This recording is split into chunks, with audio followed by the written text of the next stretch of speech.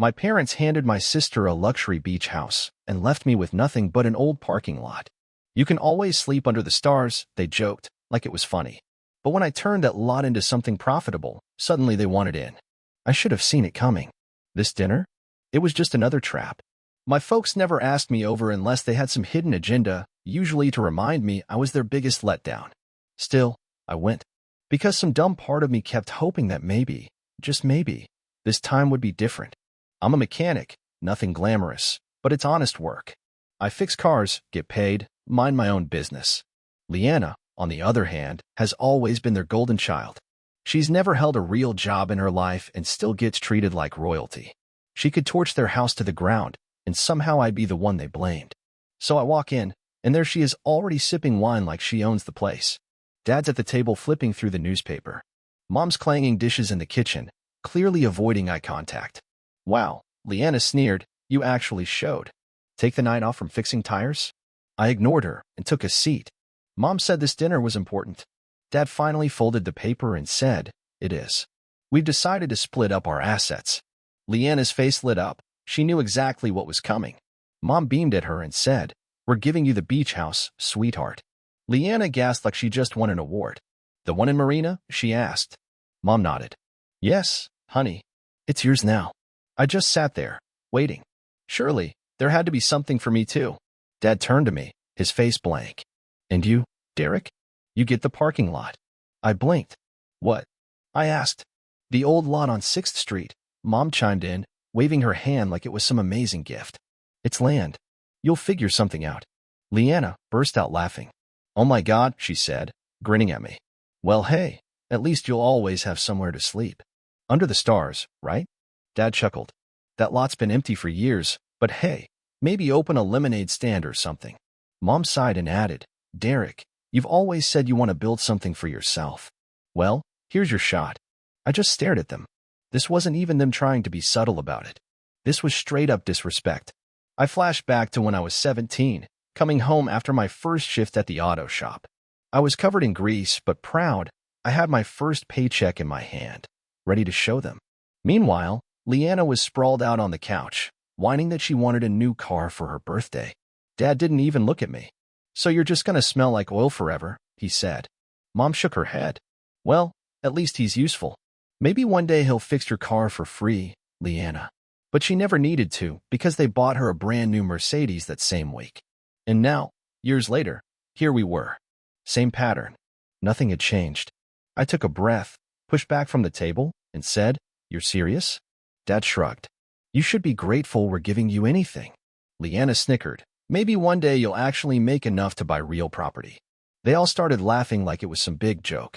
I gripped the chair so tight, my hands went white. But I didn't blow up. I didn't argue. I just nodded. Okay. Mom frowned. That's it. No thank you. I stood up. Oh, I'll make something of it, I said. Then I looked straight at Leanna. And when I do, don't bother coming around. She rolled her eyes. Sure, Derek. Can't wait to see what you do with a slab of concrete. Dad muttered something about me being dramatic. I didn't say another word. I just walked out. Fine. If they wanted to humiliate me, they'd get more than they bargained for. I'd turn that broken-down parking lot into something they never saw coming, and when I did, they'd eat every single word. I stood there later that night, staring at the place. Cracks in the pavement, weeds breaking through the surface, a rusted old sign barely holding on. It looked like a joke. A slap in the face. They didn't just leave me with nothing, they laughed while doing it. But that was fine. I was done waiting for them to believe in me. Now I'd make sure they couldn't ignore me. They were counting on me to crash and burn. But I was going to make sure they swallowed every bitter word. The next morning, I started paperwork for food truck permits. If all I had was an old patch of pavement, then I'd turn that slab into something worth talking about. Within a week, I had deals lined up with some of the best local food trucks in the city, tacos, burgers, coffee, and even some fancy vegan bowls for the hipster crowd. I didn't go to a bank for money. I went to my boss at the shop, a guy who actually respects hard work.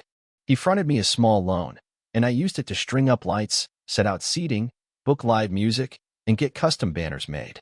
I gave that empty lot a heartbeat. 3 weeks in, that worthless space was unrecognizable. It had turned into a buzzing food court with packed lines, music echoing down the street, and people flooding in from all over. And that's when things got interesting. About a month after launch, right after we blew up on social media, guess who showed up? My mom. She strolled in wearing her designer coat, looking around like she'd stepped into a landfill. I was checking inventory when she walked up. "So, this is what you've done with the place?" she asked, nose scrunched like she smelled something off. I didn't even look up.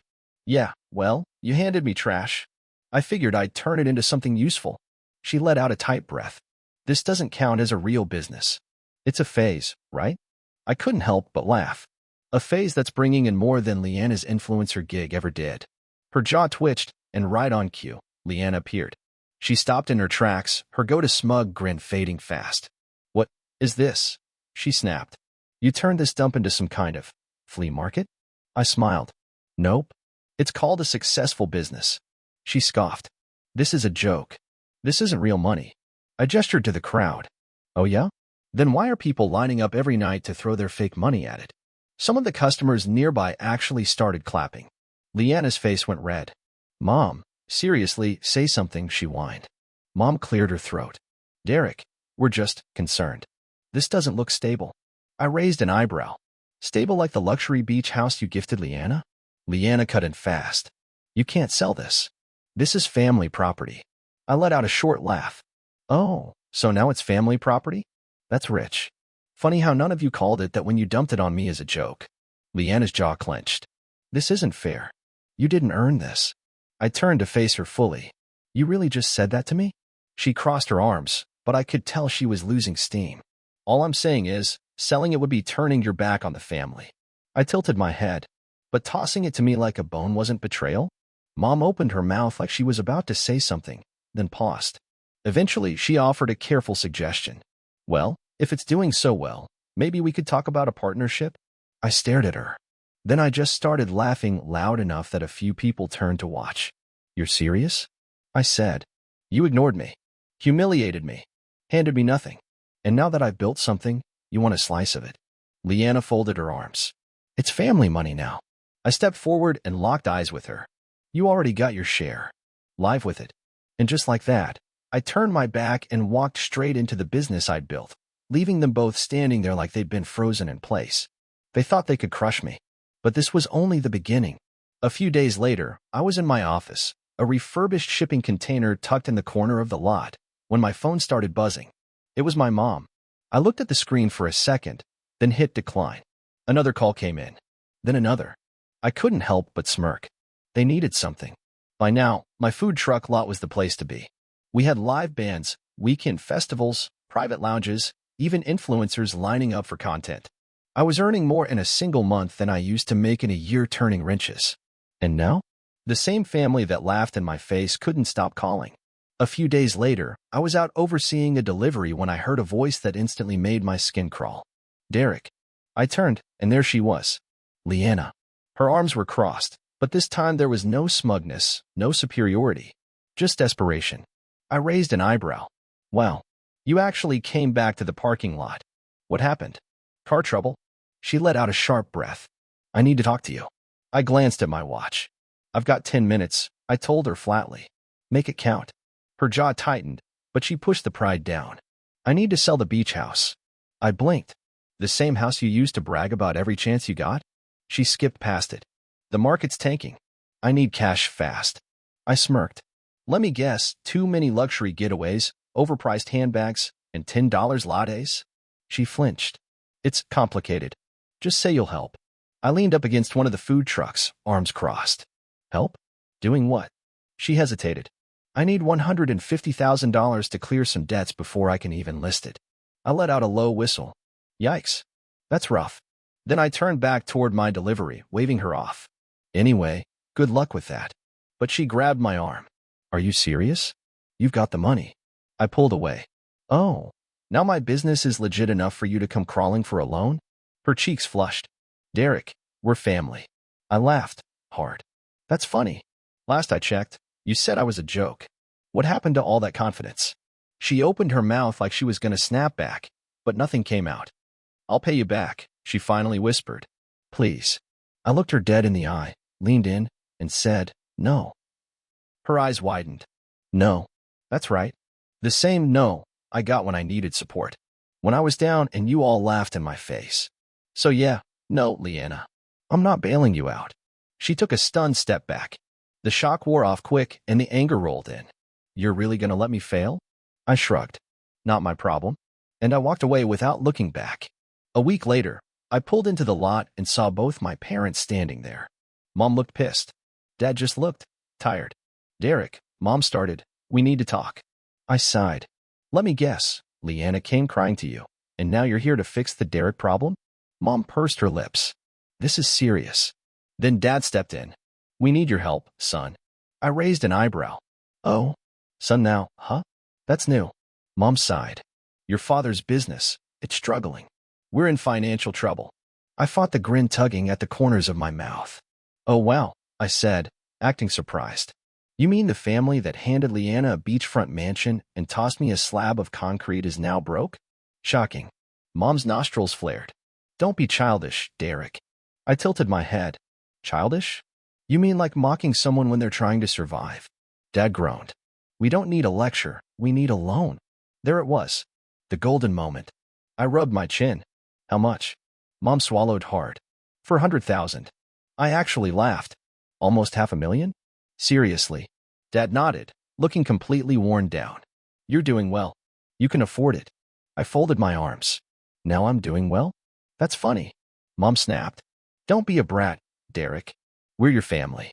I let the silence stretch out. Then I smiled. Let me tell you something about family, I said, stepping closer. Family doesn't humiliate you when you're broke. Another step.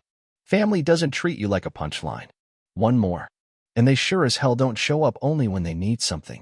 Mom went pale. Dad mumbled, Derek, please. I shook my head. You made your choices. I motioned toward my business, toward everything I built from the ground up. And I made mine. I took a step back. I'm not giving you a dime. Mom gasped. You ungrateful little. I held up a hand. No. We're done. I turned to walk away. Derek. Dad called after me. If you walk away from this. I stopped. Turned. If I walk away? Like you did when I needed you? Silence. I nodded. Thought so. Then I left them standing there. But my real revenge wasn't just saying no. It was letting them watch me win. I figured it was over, that they finally got the message. No money. No favors. No more chances. But people like my parents and Leanna? They don't know how to accept no. And right on cue, they came back swinging. It started small. A few online reviews that didn't feel organic. I was checking my phone when I saw the first one. 1 star. Totally overhyped. Food's overpriced. Owner's rude. Skip it. Then another. 1 star. Staff was a mess. Place reeks. Total dump. And another.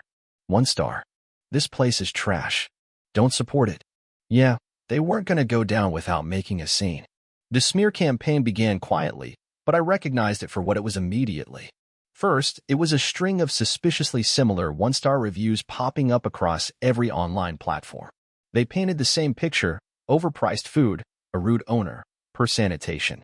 The kind of stuff that kills small businesses if left unchecked. The language was dramatic, almost theatrical, like someone was venting personal frustration rather than offering a real critique.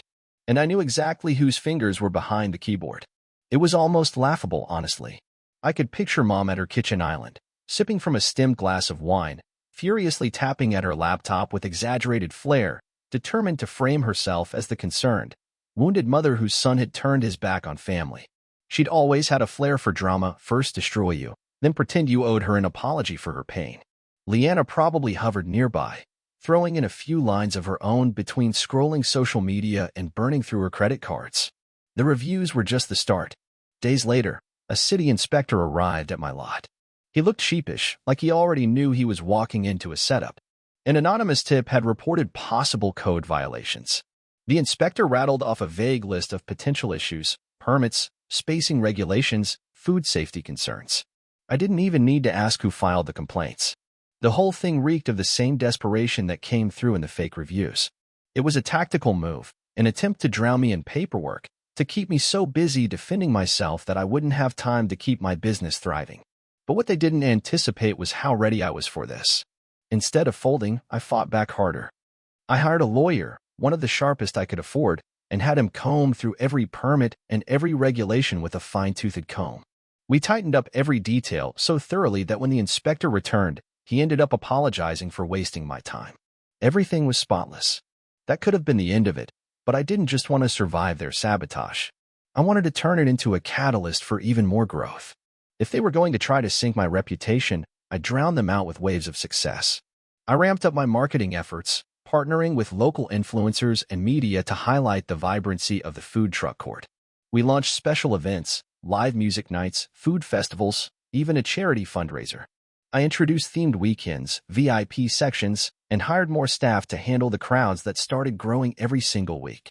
I wasn't just making money, I was becoming a staple of the community. Next, I secured the vacant lot next door and turned it into an outdoor beer garden with weekend craft markets featuring local artists and vendors. Word of mouth spread faster than anything I could have paid for. What was once an empty slab of concrete now pulsed with life, music, and opportunity. The same property they once mocked had turned into one of the most talked about hangouts in the city. And then came Leanna's final mistake. It happened on a packed Friday night, the kind of night where the music flows just right, the lights cast a golden glow, and the smell of sizzling tacos draws lines that curve around the lot. The place was electric. I was checking in with staff when I heard raised voices near the entrance. Angry, chaotic, shrill. I turned toward the noise and saw her, Leanna, stumbling her way through the crowd, clearly drunk, her makeup smeared, and hair tangled. Her designer dress looked like it had been slept in, and she was flanked by Mom, who trailed behind trying to pull her back. Leanna was unraveling. Her voice cracked as she hurled insults in front of customers, employees, and influencers with phones recording the whole scene. She screamed about how I was pretending to be better than them, about how I was just a mechanic pretending to be a businessman, about how I owed them something. It was all one long, slurred rant fueled by humiliation and bitterness. And then it happened. She reached over, grabbed a drink off a customer's table, and threw it at me. Cold beer soaked my shirt and stunned the crowd into silence. For a brief second, it felt like time had stopped. But then security responded. 2 of my guys were on her before she could take another step. Customers backed away, whispering and filming. Mom was shouting hysterically for them to let her daughter go. I didn't even flinch. She screamed at me, demanding I stop it, that Leanna was family. But the word didn't sting anymore. Not like it used to. I turned to my security and gave the only command that made sense. Call the police. The look on Leanna's face twisted from rage to disbelief. She tried to plead, to backtrack, but it was too late. This was the moment she'd built toward, one bad decision at a time. When the flashing red and blue lights lit up the parking lot, Mom completely lost it. She shouted about how I was ruining the family's reputation. But I didn't ruin it. They did. Leanna was put into the back of the police car, sobbing and shouting, not because she was afraid, but because she wasn't used to being held accountable. She looked exactly like I remembered myself years ago, small, lost, humiliated. Except I had been in that position through no fault of my own. She had walked herself into this disaster. Mom tried one last plea, her voice shaking with desperation. She tried to appeal to my sense of compassion, reminding me that Leanna was my sister. But I was done letting those words control me. Family wasn't supposed to be a weapon they used when they wanted something. Family was supposed to mean loyalty, support, love, not guilt and obligation. I folded my arms and stood firm, unmoved by the chaos they had brought into my space. I had built something powerful and beautiful out of nothing. They were the ones who threw it away, and I wasn't going to let them take a piece of it just because they finally realized what they had lost. They had tried to bury me, but they forgot I was a seed. After everything they'd done, after all the times they brushed me aside, ignored me, or straight up laughed in my face, I still remember the last words I said to my mother before walking away that day. I didn't yell. I didn't get dramatic. I just asked a question she couldn't answer, something about what she had done for me besides belittle me, and left her speechless. It was a short moment, but it felt powerful. I walked back to my customers, the noise of my buzzing business quickly swallowing the tension. I tossed one last line over my shoulder, something about hoping the beach house was worth it, and that was that. I returned to the reality they tried so hard to destroy, a successful business, a loyal customer base, a thriving life that they never imagined I could build.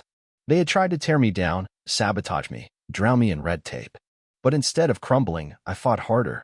And now? They had front row seats to a show they never expected to see me thriving. I thought maybe Leanna's very public breakdown, complete with handcuffs and flashing lights, would be the final straw. That they'd back off, embarrassed and finally realizing they'd lost the upper hand. But I gave them too much credit. Not even a full week passed before they showed up again. I was right in the middle of a meeting with my event planner, discussing some local charity collab and a live music weekend we were trying to lock in. The place was busy, loud, the usual flow of customers keeping our energy high. And there they were, my parents, just standing awkwardly by the entrance. No smiles. No smug looks. Just the quiet, awkward stillness of two people who clearly didn't belong. They looked older somehow. Smaller. Desperate. It was almost surreal. For most of my life, I had been the one who felt out of place. The one always trying to fit in, to measure up. But not anymore. This time, I made them wait. Let them stew in it while I finished my meeting, even though I'd seen them right away. I wasn't being cruel. I was just letting the roles settle into their new, more honest places. When I finally walked over, I didn't try to hide the edge in my stance. Arms crossed, voice steady, I asked what they were doing there. Their eyes searched my face, but they found no softness. No opening. My dad tried to speak first, his voice a little too formal, telling me they needed to talk. I raised an eyebrow, deliberately letting the silence stretch. I didn't need them to spell it out. I already knew the situation. Leanna had racked up debt trying to play the social media princess, sinking herself in designer brands, filtered vacations, and aesthetic perfection. She'd refinanced that ridiculous beach house over and over until there was nothing left but a shell of false wealth. Meanwhile, my dad's business, once a bulletproof family enterprise, had been bleeding cash. The economy took its toll, sure, but his arrogance and refusal to adapt were what really did it in. His partners bailed when things got tight, leaving him stranded. They were drowning, and I was the only life preserver in sight. They tried to spin it like a family matter. Like helping them would be an act of love and duty. My dad even had the audacity to say, "We're family. And family helps each other." I couldn't help it. I laughed right in his face. Not because it was funny, but because it was so wildly hypocritical, so far removed from how they treated me when I was the one drowning. Back then, I was told to toughen up. Grow up. Be a man. They watched me sink and barely blinked. But now? Now that they were broke and scared and out of options? Suddenly, it was all about family. My mom, always trying to hold it together, looked me dead in the eyes and asked why I was being so spiteful. And honestly, I had to bite my tongue not to just lose it. Spiteful? If I were truly spiteful, I would have let them lose everything without a second thought. I'd have bought their house just to evict them and watched as they scrambled. But I hadn't done that. Not yet. Anyway. Still, I wanted them to understand that the tide had turned. So I told them the truth. I had been planning for this moment. While they were busy posturing, pretending everything was fine, I had been quietly investing, buying property, building security. And yes, I bought their house. Our childhood home. The same place they once told me wasn't mine anymore. The place they let Leanna claim while shoving me out the back door. Their faces crumbled when I told them. My mom whispered, "No," like she couldn't believe it, and my dad looked like he might be sick. I didn't pull any punches. I even showed them the email confirmation from my phone, just to drive the point home. Their home, the one they excluded me from, was mine now. Legally. Fully. And they had nowhere else to go. That's when my mom finally broke. She reached for my arm, her voice trembling, pleading. They were willing to do anything, she said. Just don't take the house. And for the briefest moment, I felt something, I don't even know what. Satisfaction? Pity? Power? But I looked at her, crying and desperate, and I didn't feel sorry. Not even a little. They had ripped everything away from me once, and now they were finally tasting that same loss. Still, I'm not heartless. I took a breath, looked them both in the eyes, and said I'd let them stay. Their faces lit up, just for a second, thinking I was giving them some miracle reprieve. But then I added the part that really mattered. I owned the house now. If they wanted to live there, they'd pay me rent. Every single month. No freebies. No favors. Mom's jaw dropped. She couldn't believe I was serious. But I was. When my dad asked how much, I didn't hesitate. I named the number I'd settled on days ago. It wasn't unfair. But it was high. Very high. Because helping them wasn't about kindness. It was about balance. Accountability. And finally, they were going to learn what it felt like to answer for the damage they caused. The price I set was more than fair by any market standard, but high enough to remind them every single month that nothing came for free anymore. When Mom's face twisted in disbelief and horror, I knew I'd hit the nerve. Charging them rent to live in what they once called their own home felt like poetic justice. She spat the words like venom. You're charging us to live in our own home? But I just smiled and corrected her quietly. No, I'm charging you to live in my home. The silence that followed was heavy, loaded with the weight of all those years of neglect, disrespect, and outright cruelty they had shown me. Dad sighed, defeated, his breath shaky. We don't have a choice, do we? He asked, but I shrugged, letting the truth settle. Of course, they had choices. They could pack up and move anywhere. There were plenty of cheap motels in town. They just weren't used to consequences like this. Mom's glare could have burned a hole through me, but deep down I saw the resignation in her eyes. It was over. Slowly, hesitantly, Dad took the pen and signed the contract with trembling hands. Mom, perhaps trying to cling to some last shred of dignity, grabbed the pen back and pressed it into the paper so hard I thought she might rip it. Their pride was crumbling in that moment, and I didn't feel a shred of sympathy. Once the signatures were down, I folded the contract neatly, slid it into my pocket, and said softly, "Pleasure doing business with you." Then I turned away, leaving them standing in stunned silence, like ghosts of the past I was finally ready to bury. Dad slumped against the wall, rubbing his temples, overwhelmed by the harsh reality I had handed them. Mom wiped tears from her face, though her expression was more one of pure humiliation than sadness. They had spent their entire lives belittling me, laughing at me, treating me like I was nothing, a mistake, a burden to ignore or dismiss. But now the tables had turned. I owned their home. I owned their future. I owned the power they never thought I'd have. And as I walked back into my business, a quiet satisfaction warmed me from inside. They thought I'd be nothing, that I'd crumble under their weight of cruelty. But I was still standing. I had taken control. Now, I owned everything. And they had nothing.